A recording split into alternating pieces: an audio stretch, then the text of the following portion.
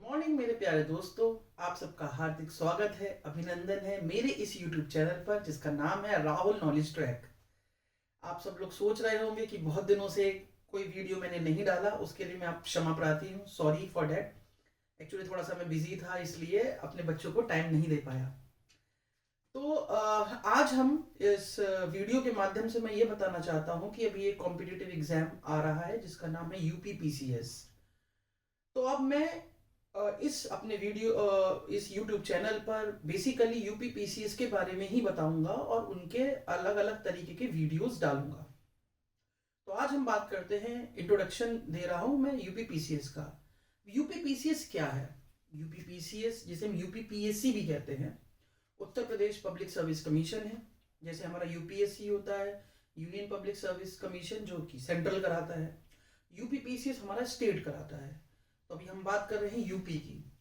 UPPCS जो है वो प्रयागराज कराता है, जो हमारा, जिसको हम पहले इलाहाबाद इलाहाबाद कहते थे, अब उसका नाम प्रयागराज है। तो प्रयागराज में ही आयोग है जो इस पेपर को कंडक्ट कराता है। अच्छा, बात अगर हम करते हैं स्टेट लेवल पे, तो स्टेट लेवल पे सबसे बड़ा एग्जाम है उसका, उसी वही है यूपीपीसीएस। यूपीपीसीएस से grade A grade B officers बनते हैं। तो ग्रेड ए ऑफिसर्स और ग्रेड बी ऑफिसर्स एक मतलब बहुत ऊंचा तबका होता है। आपको पता है, जैसे आपने सुना होगा नायब तहसीलदार, तो नायब तहसीलदार सबसे छोटी पोस्ट होती है यूपीपीसीएस में, जिसका जो ग्रेड पे है वो लगभग लगभग 4200 के करीब है। और जो सबसे ऊंची सर्विस होती है जिसको हम एसडीएम कहते हैं, सब डिविजनल ऑफिसर, उसका जो ग्रेड पे है वो कम से कम 5600 के करीब है।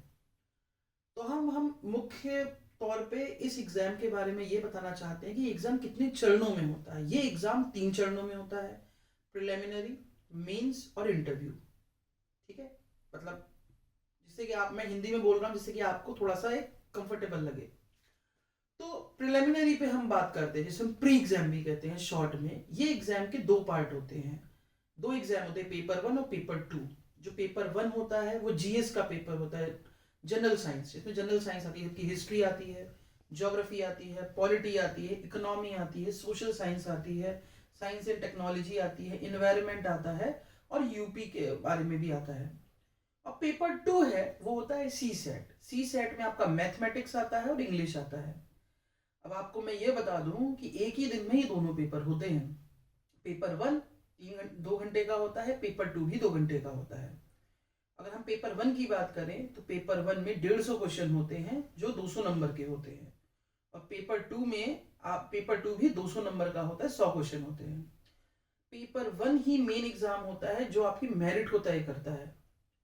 तो पेपर 1 में ज्यादा से ज्यादा मार्क्स लेके आएंगे तभी हमारा मेरिट में नाम आएगा। और पेपर 2 जो है वो सिर्फ क्वालिफाइंग होता है, जिसे हम सी सेट बोलते हैं। 33% ही चाहिए होते हैं उस एग्जाम के लिए। अगर आपके 33% आते हैं तो आप क्वालिफाइंग है।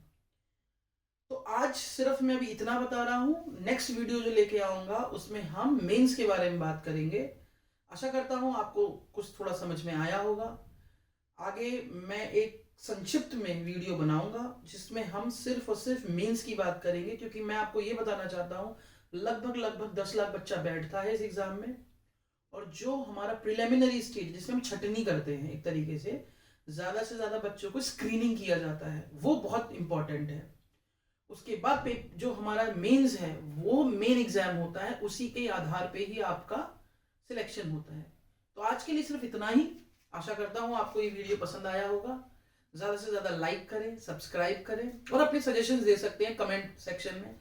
मेरी एक छोटी सी शुरुआत है, अगर आप कुछ सुझाव देंगे तो मैं उस सुझाव पे वर्क करूंगा और ज्यादा अच्छे से आपको इलेबोरेट करके बताऊंगा।